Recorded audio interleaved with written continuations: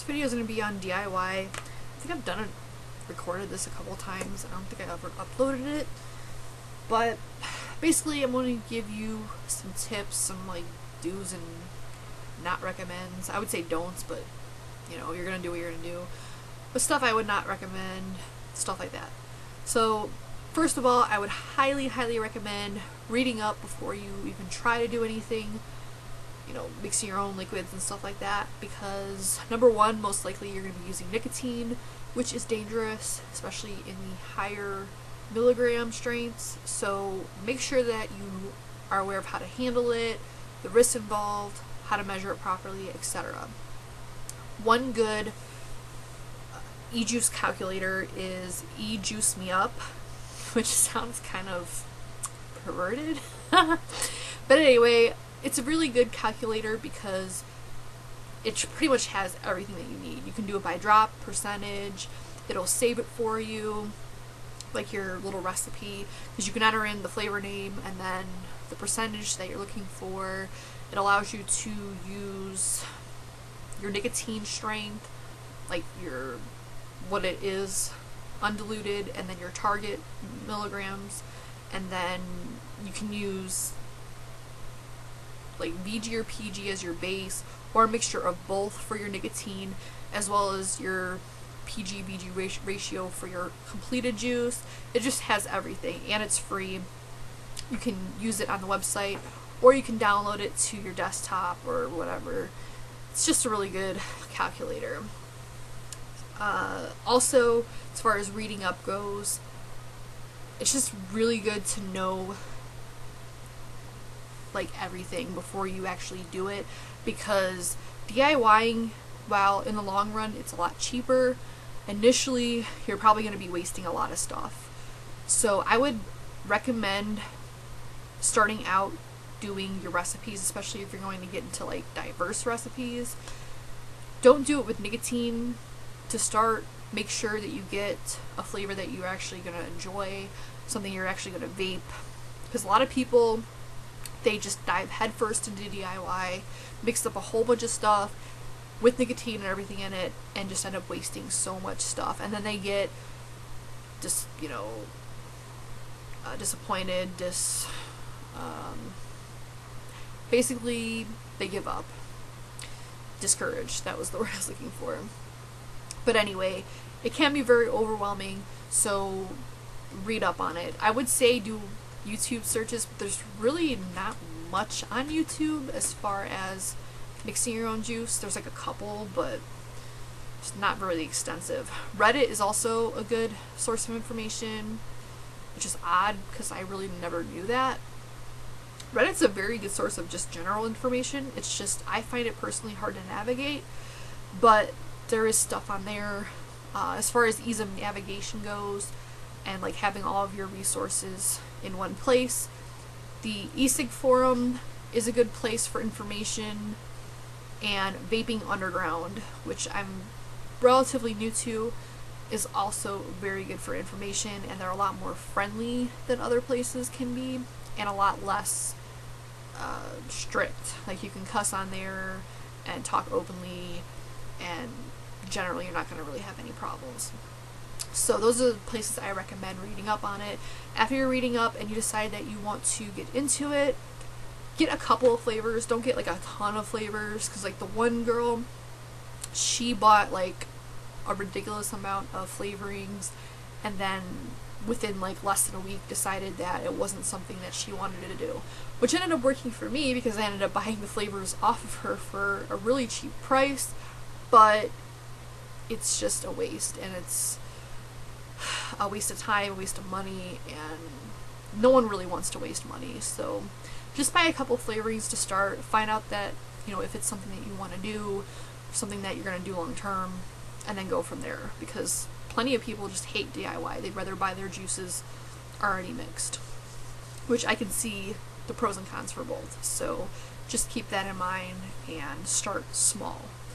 Good places to buy flavorings from depend on the brands that you're looking for, but I will put the couple of places below as far as just general places that you can get a variety of stuff. E-Cig Express is probably the most diverse as far as the brands that are offered, but they can tend to be a little bit on the pricey side. Like, they're not super expensive, but compared to other places, like Perfumer's Apprentice, they call their signature line. Why, I don't know. But their prices are more expensive than Wizard Labs and stuff like that. Wizard Labs is also a good place to get your stuff. One Stop DIY Shop is another place. High Desert Vapes is okay. And Bull City Vapor is okay. ELIQUID Mart is good for Flavor Art and Capella. And that's about it. But I'll put all the links below because I don't expect you to remember that. So, the good thing about the couple of places like ELIQUID Mart and there's one other place, but ELIQUID Mart is basically the best place to get small little samples of Flavor Art and Capella, which I prefer Flavor Art to like most brands, but they're good as far as like the price is cheap and you get a very small amount. So if it's something that you don't like, you're not going to be wasting your money and product and all that. So I'll put that below. After that, you're going to need things that you're going to need. So a lot of the places I mentioned sell DIY, I don't know what you call it, but stuff basically to do the DIY outside of just flavorings. So you're going to need some kind of measuring equipment. Some people weigh it. I've never tried that. To me, I don't, because like I do very small quantities, like we're talking like 5 mil, sometimes even less than that, like if I'm testing a recipe. So like 2 mil to 10 mil is really the maximum I do. So measuring stuff like that just isn't really logical or practical. But plenty of people measure like a little scale and they use beakers and do it by weight.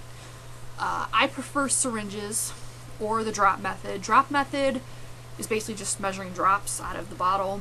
But number one, you have to have your flavorings in a dropper bottle to be able to do that. And like say Wizard Labs, they do their flavorings in glass vials. So that wouldn't really be practical for you in that instance. So that's one problem. Second is the drop method is not precise. So while it's very convenient because you don't have to really use anything else but the drops, it can be very tedious and inconsistent. So just keep that in mind. My preferred method is syringes. I get the tiny little 1 mil syringes for flavorings. Now, it's supposed to have numbers on this, but the numbers have worn off because for whatever reason, PG just eats away at the numbers. And that just comes from, like, the VG will drip onto this by accident and it'll just eventually wear off the numbers. People have tried, or people have coated it with nail polish, like clear nail polish. I've tried that, but it doesn't work, number one. At least it didn't for me. And number two, I really don't want nail polish anywhere near my juice that I'm going to be inhaling. It just doesn't sound good. So what I'm going to do is I had to order some syringes for another reason I'll show you in a second. But I had to order more syringes, so I will be putting packing tape, like the thick tape that you use to pack boxes with. If you wrap it around here, it's supposed to keep the lettering, numbers, whatever, intact. So I'm going to try that, but eventually they do wear off, which, I mean, they're not really meant to use forever, so I don't know. But another thing you'll need is a needle. Like, these are blunt tip needles, which I prefer, and it's just to get into like the dropper cap or the opening. It's just easier to suck it up through that than just like the end, like it's just like flat and you can't really suck anything up through that. There's two different, well, there's probably more than two different types, but the types I've seen are lure lock and lure slip. Lure lock is like this, where it actually twists into the syringe. The lure slip just like press fits onto it, like it just slips over the thing. So just make sure that whatever needle, blunt tip, whatever, and your syringe have the same like components. So if they're both lure lock, just make sure they're both lure lock, because otherwise you're gonna have stuff that's not compatible, which is a pain. I've never experienced that, but it would basically render both items useless. Another thing is to be careful of what flavorings you use in the syringe, because like this one's broken. Like typically it looks like this. This is the little plunger that goes inside. You see that black tip on there? I'm guessing that's the part that wears down, but like, for instance, Ripe Banana has some kind of it's one of those tank cracker type flavors that can crack tanks and whatnot, and kind of eats away at plastic. So it eats away at that little rubber thing, and what happens is that it gets stuck in there, which is why I ended up having to buy new syringes, which I really needed to anyway, because as you can see, even this one, you can barely see any of the numbering. So it's not that big of a deal, but it's just kind of a pain, because now these are just useless. I mean, yeah, they fit back into it, but then you try to pull it back and it just comes off again. So they just get stuck in there because it like eats away at this rubber thing and makes it like impossible to like move it up and down. So that happens. And then I also I have two other different size syringes, but the ones I use the most are the 1 ml, and this one is a 3 ml. The 3 mls I use for the bases, like your VG, PG type thing, and this tip or whatever. I think this is 18 gauge, but like they color code it, so I get the green. The green is what I prefer, but for whatever reason I can't find my green blunt tip. That didn't sound right. I can't find it, but the green one is wider, so it sucks up the VG and PG better. Like the PG is not an issue because it's very thin, but the VG is very hard to kind of like suction up there. So I prefer the green one for that, so that's what I would recommend you getting. So I get the yellow one for the flavors, because they're usually suspended in PG, which is thin, so the thinner thing works for that. And then for your bases, I would get the green tip. And these you can get, or these I got at Wizard Labs. They were only like 70 cents. So that you need that. I'm sorry, someone's like opening the door. I don't know why. Anyway, the next thing you will need is your bases. You'll need vegetable glycerin, propylene glycol if you're going to use it. Some people do 100% VG. I imagine you can do 100% PG too, though I don't know that I have anyone that does that, or why anyone would do that, because I don't know. I don't really like PG too much. I tend to be higher on the VG, and if I could find out how to successfully dilute my 100% VG without PG, I would do it. But anytime I've tried to dilute it with water, it just doesn't work right. Like the flavor is off. So that's why I don't do that, because I have a PG sensitivity. And if I were dripping, I could do 100% VG no problem. But in a tank, it just doesn't wick right. So we need some kind of dilution. So typically you're going to need PG, VG, and nicotine if you're going to use it. Again, I would hold off on adding the nicotine until you have a successful recipe of some sort. And that, you know, where you get that depends on your price, your preference, as far as like some places are cleaner than others. Some nicotines are preferred over others. Personally, I haven't had a lot of experience with nicotine because I don't really tend to vape it. But I didn't really care for Wizard Labs. To me, it's very peppery, and I just don't like it. And a lot of times they're out of stock anyway, which is really annoying. And their shipping's kind of high. I like Vapors Tech, which this is their direct website, or you can get it at bullcityvapor.com, which I'll put the links below. There's going to be a lot of links below. And the good thing about Bull City Vapor is you can get a sample of the nicotine, so you're not committing to a huge size. It's like 15 mils for $4.50 or less, depends on the strength that you get. If you're new to this, which I'm assuming you are, then you want to get a low, I would recommend getting a lower milligram, because they do have 100 milligram strength, which is the strongest, and it's very, very dangerous. If you get it on your skin, or worse, in your eyes, it's very, very serious. A lot of people use gloves. I recommend using gloves regardless. Some people in like the lower strengths don't, but that's just, you know, that's why you gotta do your research to know, you know, figure out how much of a risk you're willing to take on these type of things. But that's another thing that I would recommend getting is gloves, latex gloves, or if you have an allergy, the non-latex gloves, any kind of glove like that, disposable ones that you can wear as you're handling the nicotine. It's just good, because if you get it on your skin, it can really make you sick, and I think even like the higher strengths, like it can kill you if it's absorbed too much or something. I'm not really sure, but it's really, really bad, so just, you know, be careful. Besides that, like, kind of things that are recommended but not necessarily required is some kind of recording device.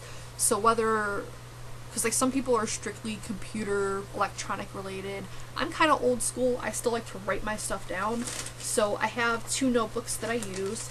I use one, it's like a crappy, just regular notebook. I put the recipes that I'm working on in here, like notes, like when I made it, you know, the percentages and all that, and then I go back and as it steeps, make notes and all that. And then the recipes that end up being successful, things that I want to possibly remake in the future, I put in my nicer notebook, and that's just like a record, because I do record some of the stuff like on the computer, like in like WordPad, Microsoft Word, whatever. But the problem with that is, like I've experienced not too long ago, is that files tend to get deleted or moved and you can't find them, and it's good to have like a hard copy that, you know, is tangible. Like, I don't know, I'm kind of into tangible things. I'm not completely transitioned to this whole virtual world, even though I really like, you know, electronics and all that. Like, my major is network systems administration, but I'm still kind of like old school when it comes to things like that. So I write my stuff down, either here or there. You need to record your recipes somewhere, whether it be on the computer, on a vlog, e-cig forum. You can do blogs. I write some of my recipes in there, just have like a record and kind of share with other people, or a notebook notebook and a pen type situation. I recommend 2 forms, if not more, just so that you're not going to lose it, because I've lost a really good recipe for something and I have no idea how to replicate it because I lost the recipe. It's just gone. It sucked up into a black hole. Other than that, I can give you tips and tricks like in a different video, or like my routine, I guess you would call it. But this video is getting too long, so if you have any questions or whatever, put them below. But again, e-cig forum, Vaping Underground, Reddit, those type of things. Good sources of information. Do your reading beforehand. I will put my username below in case you want to contact me or friend me there. People are generally pretty friendly, especially on Vaping Underground. So if you have any questions, they have a DIY section there that you can ask people, stuff like that. So yeah.